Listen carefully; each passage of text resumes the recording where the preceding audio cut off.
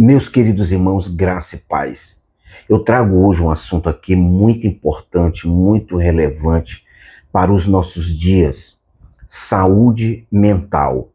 Esse assunto é um assunto que precisa ser tratado urgentemente. Existem muitas pessoas que têm passado por depressão, transtornos mental, pessoas que têm sofrido bullying e por conta de problemas psicológicos acabam fazendo besteira, tirando vida de pessoas como nós temos visto. E eu trago aqui um pouco desse assunto, eu quero apresentar aqui alguns vídeos com alguns conceitos. Eu queria que você que tem interesse nesse assunto, ouça só este vídeo. Você pode ter inimigos fora de você, pode ter desafetos, pessoas que te decepcionam, mas ninguém vai te trair, te ferir ou te asfixiar mais do que a própria mente, se você não aprender a geri-la. E por quê? Um dos fatores é que a construção de pensamentos que nunca foi estudado de maneira sistemática, Freud, Piaget, Vygotsky, Erich Fromm, Bion, se você pegar Kant, Hegel, Descartes, eles estudaram uma série de elementos da psique, da existência, das relações humanas, das relações sociopolíticas, mas não estudaram a essência que nos torna Homo sapiens, o próprio pensamento. E eu te pergunto, o pensamento é virtual ou real? Você que é uma pessoa inteligente, tem mestrado, trabalhou na academia, você é uma pessoa, do ponto de vista da cultura acadêmica, diferenciado. O pensamento é real ou virtual? Joel, o que você acha?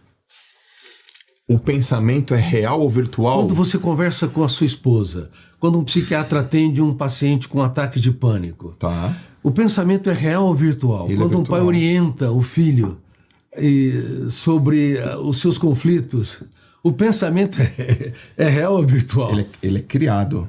O pensamento é criado. Então, nesse contexto, o pensamento ele é virtual. Tá. Mas é a minha percepção, ele é real dentro do meu mundo. Então vamos lá. Recentemente eu dei uma conferência para mestres e doutores em psicologia. Eu fiz essa pergunta. E aí? Eles não sabiam responder. Pô, mas também é um nozinho também, né? E está na essência do que somos. Por exemplo, quando você é um especialista em diversas atividades humanas, em destaque hoje nas relações humanas, e também é um especialista na área de educação física.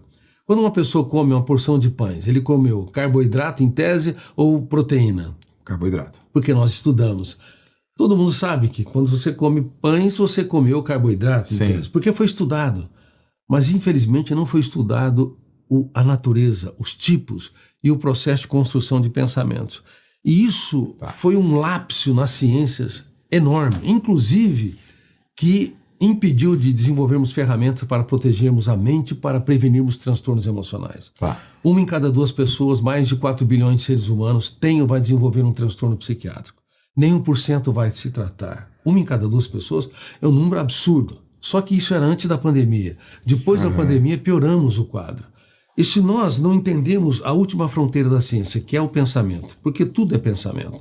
Você não ama, inclusive, sem o pensamento, porque você não identifica o objeto do amor. Você não produz podcast se você não usar o pensamento. O cientista não produz conhecimento se não usar o pensamento. O pensamento é a matriz e a matrix de tudo.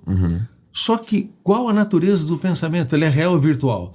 Quando um pai critica um filho, o pensamento é real ou virtual? Quando casais discutem, essa é a grande tese. Eu descobri que o pensamento, ele é imaterial, ele é virtual. Ele nunca incorpora a realidade do objeto pensado. Sobre o pensamento, a Bíblia tem resposta muito clara para isso. É por isso que a Bíblia diz: guarda o teu coração, porque dele procede as fontes da vida. Ou seja, o pensamento, o coração, as intenções, as emoções, os sentimentos. É por isso que Paulo disse que tudo que é bom, tudo que é agradável, tudo que é amável, nisso pensai. Meus irmãos, o porquê que muitas pessoas têm passado por problemas de depressão é porque deixaram de pensar nas coisas que traz esperança.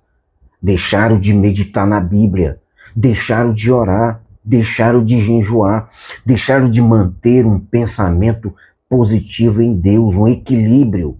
Quando o homem ele sai desse equilíbrio, o homem começa a entrar nos pensamentos ilusórios, os pensamentos negativos, os pensamentos virtuais. E esses pensamentos, muitas vezes, eles só estão aqui, mas alguns deles se materializam, alguns deles se tornam real. Pensamentos, eles se tornam real quando o homem começa a praticar aquilo que ele pensou. Meus irmãos, esse dado que Augusto Cury fala acerca dessas doenças que as pessoas sofrerão, e fui buscar aqui uma pesquisa sobre isso, mais de 1 bilhão de pessoas têm um problema psicológico, têm um problema de surto psicótico. Ou seja, as pessoas hoje, qualquer situação, elas estão caindo em depressão, elas estão passando por tratamentos e começam a tomar medicamento, e isso tem aumentado, é um número grande. É impressionante como as pessoas estão fracas sentimentalmente. Quem leva a pessoa para o fundo do poço? A própria. Quem leva a pessoa para uma depressão? Então A própria cabeça. Então eu posso confiar? Eu posso confiar se eu treinar a minha mente. A nossa mente ela é igual um cachorro bravo. Um cachorro bravo pode matar o dono, mas se ele for treinado, ele passa a ser o maior amigo e protetor desse dono. A minha mente, ela precisa ser treinada. Eu não posso deixar ela ir para onde ela quer. Viver no passado, viver no futuro, que o futuro é mundo de ilusão. Né? Então eu tenho que adestrar a minha mente a ela seguir os comandos do meu eu superior. Para quê? As pessoas, Cris, eu não consigo pôr minha mente no aqui e agora, eu vivo ansioso. A sua mente, ela tem que ficar onde ela tem poder. Então, se eu tenho poder no passado, não, eu tenho poder no futuro, não, ela só tem o poder no aqui e agora. Então, existem vários exercícios para que eu pare de deixar essa minha mente que nem um pêndulo, ora no futuro gerando ansiedade, ora no passado gerando angústia. Por que as pessoas estão passando por depressão? Por que as pessoas hoje elas estão oprimidas, depressivas? Porque muitas pessoas hoje estão surtando. O mundo está acelerado. O professor fala para o aluno que há uma concorrência muito grande nas provas, nos concursos. O cara está no trabalho, mas há uma concorrência muito grande de vaga, um tirando o outro. As pessoas vivem um aceleramento muito grande hoje, uma busca muito grande. Isso é a lei da sobrevivência. Nós não podemos também culpar que simplesmente que é a nossa geração, é essa fase. Não. Isso tem uma importância em todo o contexto. Por quê? Porque os dias são maus. Os dias que antecedem a volta de Cristo são os dias mais trabalhosos. Isso é natural. A profecia já diz isso. Então, aqueles que conhecem a verdade, aqueles que buscam a Deus, aqueles que querem se libertar deste excesso de processo de aceleramento, a Bíblia tem a resposta. O que essa doutora falou aqui foi que o homem precisa praticar, ele precisa controlar a sua mente. Olha que coisa interessante. Paulo escrevendo aos Filipenses, capítulo de número 4, e o versículo 6, ele diz assim, olha que texto. Não estejais inquietos por coisa alguma, antes as vossas petições sejam em tudo conhecidas diante de Deus, pela oração e súplica com ação de graças. Às vezes e muitas vezes o homem ele está tão inquieto psicologicamente, às vezes o dinheiro dele é pouco para o tanto de gasto que ele gastou no mês. Aquilo vai causando um aceleramento, uma inquietude. É exatamente isso que a Bíblia está trazendo, que o homem tenha controle. Porque quando o homem ora, quando o homem suplica, quando o homem faz essa ação de graça a Deus, Deus traz um controle, uma calma, um sentimento de calma, de controle, repousa no homem. É a mesma coisa daquele cara que deixou o crack. Eu fui viciado no crack.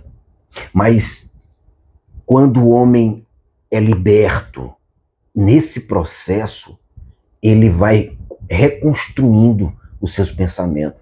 Ele vai construindo a sua nova mentalidade. E ele passa a viver coisas novas porque ele está buscando em Deus, ele está aprendendo em Deus. O segredo, meus irmãos, está aqui. O porquê que eu trouxe esse assunto, e esse assunto é muito importante para nós, porque a Bíblia, ela está acima de qualquer filosofia, de qualquer psicologia, de qualquer que seja o acompanhamento, que é importante, mas a Bíblia excede todo este conhecimento. Por quê? Porque ela é a palavra de Deus, ela tem o próprio Deus que age dentro do homem, gerando nele controle, gerando nele vontade, gerando nele domínio próprio. Ora, a exemplo disso, o fruto do Espírito. O fruto, ele é exatamente isso, ele é para controlar o homem. Olha o que ele diz no versículo 7. E a paz de Deus, que excede todo entendimento, guardará os vossos corações e os vossos sentidos em Cristo Jesus. Ou seja, a paz de Deus vai controlar os nossos sentimentos, os nossos sentidos, ou seja, essa confusão de pensamento, de preocupação, ela vai ser controlada pela paz que excede. O porquê que eu tenho meditado nesse assunto e tenho dito muito aqui, porque o segredo para vencermos esse descontrole e ensinarmos outro e ajudar outras pessoas. Muitas pessoas, elas estão precisando de uma ajuda, que alguém traga para ele o que de fato é a palavra. E que possamos meditar nessa palavra e entender uma coisa. Todo descontrole mental, todo excesso de preocupação, toda depressão, todo esse estado de sentimentos baixos, Deus tem a resposta. Deus tem a cura. Deus tem a cura.